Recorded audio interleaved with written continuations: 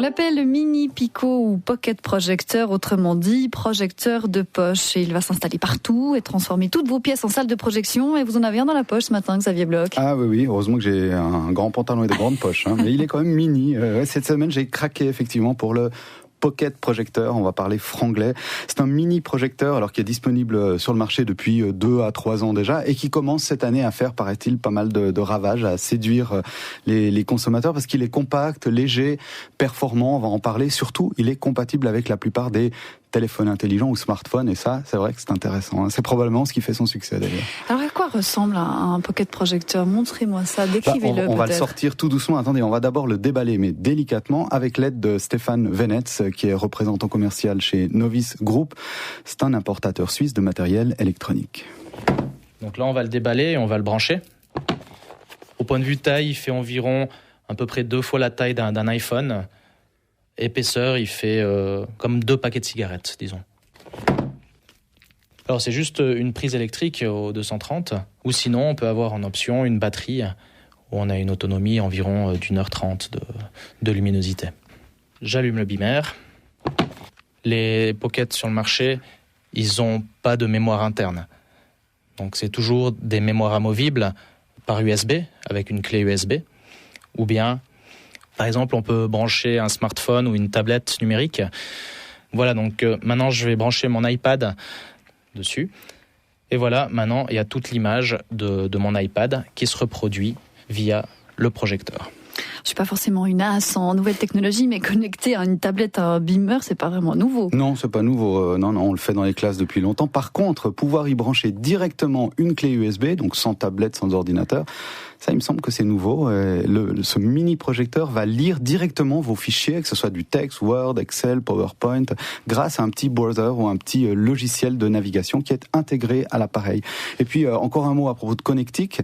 Il faut savoir que ces mini projecteurs peuvent aussi être équipés d'un Wi-Fi. Alors là, je vous laisse imaginer, c'est un autre champ de possibilités d'applications qui s'ouvrent comme ça. Ah bon, la connectique, c'est une chose, mais sur un projecteur, ce qui compte, c'est quand même la qualité de l'image. Et oui, et elle est excellente si on met le prix. Alors que ce mini projecteur, c'est étonnant, est dépourvu d'ampoule. Christian Sayens est patron d'Experts Multimédia à Montaix. Traditionnellement, c'était une ampoule. Maintenant, c'est une petite lumière LED, une diode émettrice de lumière qui projette une image, qui diffuse une image à travers une optique. Alors, c'est une qualité haute définition. C'est du 720p, donc c'est du HD ready, on va dire, mais c'est une belle image déjà. Belle image, en effet. Beau produit, vous me le rendrez après. Non, pas sûr. Bon, alors belle image en effet, mais pour autant que le projecteur ne soit pas trop éloigné du mur, faut pas rêver, la taille maximale de l'image projetée est d'environ 2 mètres sur 2. C'est tout de même pas mal et ça ressemble à ce qu'on a dans beaucoup de salles de classe. C'est impressionnant comme c'est petit, on peut vraiment le poser sur sa main. C'est la taille d'une mini tablette. Mais alors comme tout est tout petit, est-ce que le pocket projecteur est fragile ? Pas vraiment, selon Christian Sayen. Le LED est très robuste, 30 000 heures de longévité de l'ampoule LED, enfin de l'éclairage LED, contre 1500 heures pour la lampe traditionnelle des anciens bimers. Et elle est beaucoup plus robuste au choc, très chaude, donc on peut directement éteindre rapidement son bimère et on n'a pas besoin d'attendre la fin de la ventilation, du refroidissement sur les bimères traditionnels. Ça vous rappelle peut-être quelque chose aux plus âgés d'entre vous, quand il y avait les soirées d'IA, il fallait toujours attendre que le projecteur refroidisse. Absolument, c'est le doux bruit du... Voilà. Bon, à propos de ventilation, oui, ça c'était pour les DIA. Bah oui, voilà, je vous suis. Vous le faites bien. À propos de ventilation, c'est peut-être l'un des 2 bémols. Le ventilateur, alors, est minuscule comme l'appareil, mais il ronronne tout de même. Ça fait quand même pas mal de bruit. Premier bémol, donc le deuxième, quel est-il ? C'est le son. Si vous projetez une vidéo ou un petit film, il faut tendre l'oreille. Prévoyez plutôt l'achat de petites enceintes externes, ça me semble indispensable. Bon, alors on résume. Le pocket projecteur a presque tout pour plaire, je crois qu'on peut le dire comme ça. Petite taille, poids plume, image de qualité. Mais comment faire le bon choix parmi les différents modèles ? Alors, le critère le plus important pour un projecteur, évidemment, c'est la luminosité. Et quand on dit luminosité, on pense au lumen. Ça veut dire que si vous êtes dans la nuit complète, un projecteur de départ de gamme à 20 lumens ira pour 2 personnes qui regardent un écran de 50 cm de base. Et puis si vous voulez utiliser une projection déjà plus professionnelle, un groupe de 20 personnes, je pense qu'il faut une image un petit peu plus grande et une luminosité entre 200 et 500 lumens.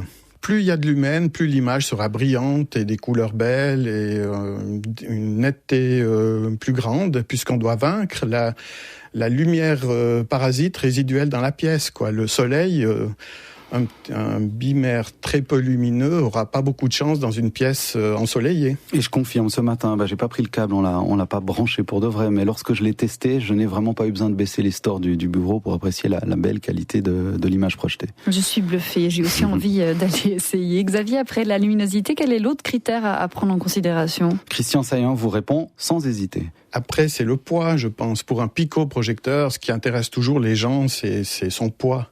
Sa dimension, il faudrait qu'il puisse se glisser dans un sac. Donc, on doit faire un compromis entre la puissance lumineuse en lumens et l'encombrement et le poids. Donc, petit poids. Combien vaut ce bijou technologique ? Ah, ça c'est la question embarrassante. Bon, on trouve déjà des mini-projecteurs à moins de 300 francs, 270, 80, alors avec pas beaucoup de lumens évidemment. Ensuite, les prix grimpent jusqu'à 700, voire 800 francs pour un très bon pocket projecteur. Tout dépend de la qualité du modèle, de la marque aussi. Et c'est un objet développé pour séduire avant tout les professionnels nomades. Peut-être dans l'enseignement, pour les professeurs qui passent de classe en classe, ils ont leur matériel avec eux, les assemblées de société, les groupes sportifs.